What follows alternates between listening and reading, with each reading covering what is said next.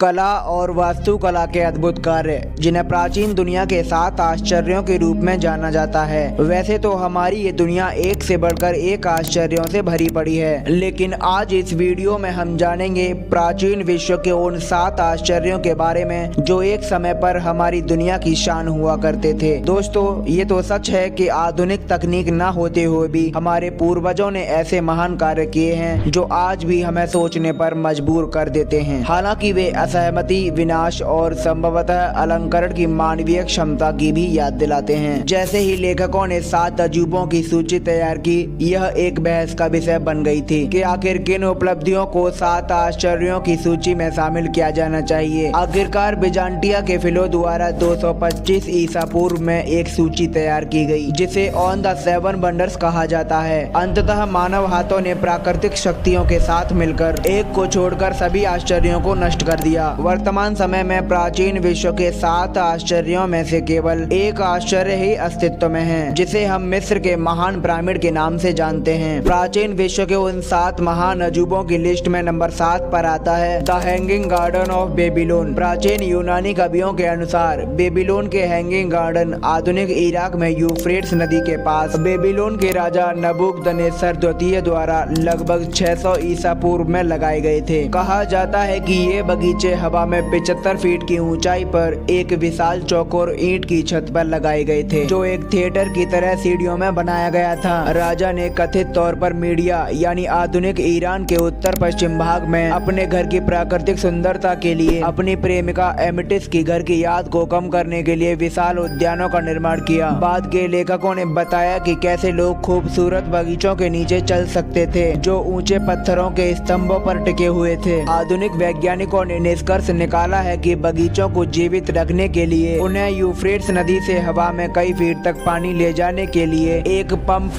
Water wheel और हौज से युक्त प्रणाली का उपयोग करके सिंचाई करनी होगी। हालांकि ग्रीक और रोमन साहित्य दोनों में बगीचों के कई विवरण हैं, लेकिन उनमें से कोई भी प्रत्यक्ष नहीं है और बेबीलोनियन यूनिफॉर्म शिलालेखों में बगीचों का कोई उल्लेख नहीं पाया गया है। परिणाम स्वरूप अधिकांश आधुनिक विद्वानों का मानना है कि बगीचों का अस्तित्व एक प्रेरित और व्यापक रूप से मानी जाने वाली लेकिन फिर भी काल्पनिक कहानी का एक हिस्सा ही था। प्राचीन विश्व के 7 महान अजूबों की लिस्ट में नंबर 6 पर आता है the statue of Zeus at Olympia. Greek पौराणिक कथाओं में देवताओं के राजा ज्यूस की प्रसिद्ध मूर्ति एथेनियन मूर्तिकार फिडियास द्वारा तैयार की गई थी तथा पूरी भी की गई, और 5वीं शताब्दी ईसा पूर्व के मध्य में प्राचीन ओलंपिक स्थल ओलंपिया में ज्यूस के मंदिर में रखी गई थी। मूर्ति में वज्र के देवता को लकड़ी के सिंहासन पर नंगे सीने बैठे दर्शाया गया है। सिंहासन के आर्मरेस्ट को पकड़े हुए 2 नक्काशीदार स्फिंक्स, एक महिला के सिर और छाती, शेर के शरीर और एक पंछी के पंख वाले पौराणिक जीव थे। ज्यूस की मूर्ति को सोने और हाथी दांत से बड़े पैमाने पर सजाया गया था। 40 फीट की ऊंचाई पर यह इतना ऊंचा था कि इसका सिर लगभग मंदिर के शीर्ष को छूता था। किंवदंती के अनुसार मूर्तिकार फिडियास ने मूर्ति को पूरा करने के बाद ज्यूस से उसकी स्वीकृति का संकेत मांगा। इसके तुरंत बाद मंदिर पर बिजली गिर गई। ज्यूस की मूर्ति 8 शताब्दियों से भी अधिक समय तक ओलंपिया के मंदिर की शोभा बढ़ाती रही। इससे पहले 4वीं शताब्दी ईस्वी में ईसाई पुजारियों ने मंदिर को बंद करने के लिए रोमन सम्राट को राजी किया था। उस समय मूर्ति को कॉन्स्टेंटिनोपल के एक मंदिर में ले जाया गया था, जहां ऐसा माना जाता है कि वर्ष 462 ईस्वी में सब कुछ आग में जलकर नष्ट हो गया। प्राचीन विश्व के 7 महान अजूबों की लिस्ट में नंबर 5 पर आता है the temple of Artemis at Ephesus. वास्तव में आर्टेमिस के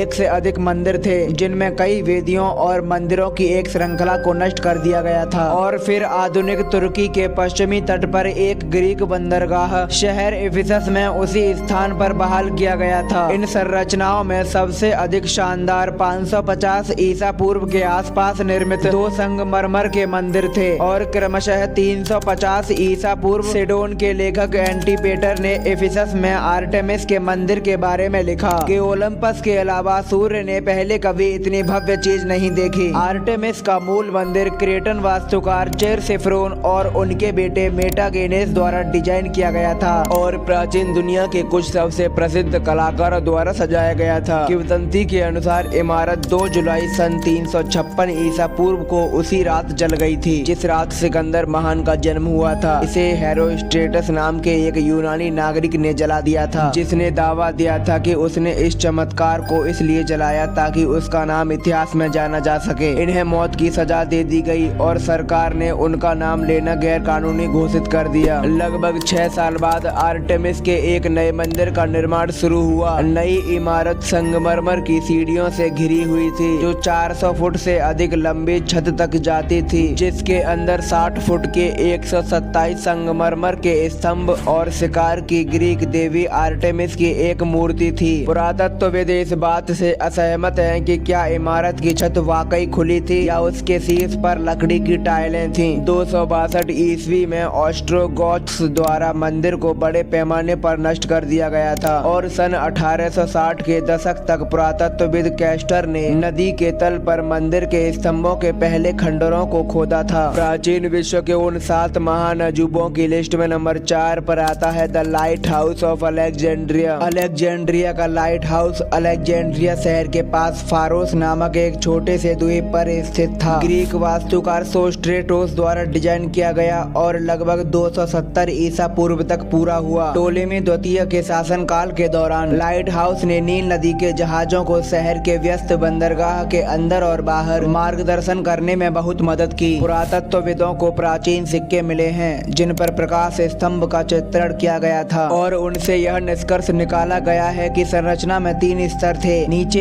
एक वर्ग स्तर, मध्य में एक अष्टकोणीय स्तर और एक बेलनाकार शीर्ष। उसके ऊपर 16 फीट की मूर्ति थी जो संभवतः टोलेमी द्वितीय या सिकंदर महान की थी, जिनके नाम पर शहर का नाम रखा गया था। हालांकि प्रकाश स्तंभ की ऊंचाई का अनुमान 200 से 600 फीट तक माना जाता है। अधिकांश आधुनिक विद्वानों का मानना है कि यह लगभग 380 फीट ऊंचा था। सन 956 से 1323 ईस्वी तक भूकंपों की एक श्रृंखला के दौरान प्रकाश स्तंभ धीरे धीरे नष्ट हो गया था। तब से इसके कुछ अवशेष नील नदी के तल पर खोजे गए हैं। प्राचीन विश्व के उन 7 महान अजूबों की लिस्ट में नंबर 3 पर आता है द मौजलिम एट हेलिकार्नासस। आज के दक्षिण पूर्वी तुर्की में स्थित हेलिकार्नासस का मकबरा असल में एक समाधि था जिसे आर्टेमिसिया ने अपने पति मौसोलस की मृत्यु के बाद 353 ईसा पूर्व में बनवाया था, जो एशिया माइनर में कार्निया के एक राजा थे। किंवदंती के अनुसार आर्टेमिसिया अपने पति के निधन से इतनी दुखी थी कि उसने मकबरे के निर्माण का आदेश देने के अलावा उसकी राख को पानी में मिलाया और पी लिया। विशाल मकबरा पूरी तरह से सफेद संगमरमर से बनाया गया था और माना जाता है कि इसकी ऊंचाई लगभग 135 फीट थी। इमारत का जटिल डिजाइन, जिसमें 3 आयताकार परतें शामिल हैं, संभवतः लाइकियन, ग्रीक और मिस्र की वास्तुकला शैलियों को समेटने का एक प्रयास था। पहली परत 60 फुट की सीढ़ियों का आधार थी। उसके बाद 36 आयनिक स्तंभों की मध्य परत और एक सीढ़ीदार पिरामिड की आकार की एक छत थी। छत के सबसे ऊपर कब्र है जिसे 4 मूर्तिकारों के काम से सजाया गया है और 4 घोड़ों के रथ की 20 फुट की संगमरमर है। 13वीं शताब्दी में आए भूकंप में मकबरा काफी हद तक नष्ट हो गया था और इसके अवशेषों का उपयोग बाद में एक महल की किलेबंदी के रूप में किया गया था। सन 1846 में मकबरे के फ्रिजेज में से एक के टुकड़े महल से निकाले गए थे और अब लंदन के ब्रिटिश संग्रहालय में हेलिकार्नासस साइट के अन्य अवशेषों के साथ रखे गए हैं। प्राचीन विश्व के 7 महान अजूबों की लिस्ट में नंबर 2 पर आता है the Colossus of Rhodes. Rhodes का कोलोसस सूर्य देवता हेलियोस की एक विशाल कांस्य मूर्ति थी जिसे रोड्सियों ने 3री शताब्दी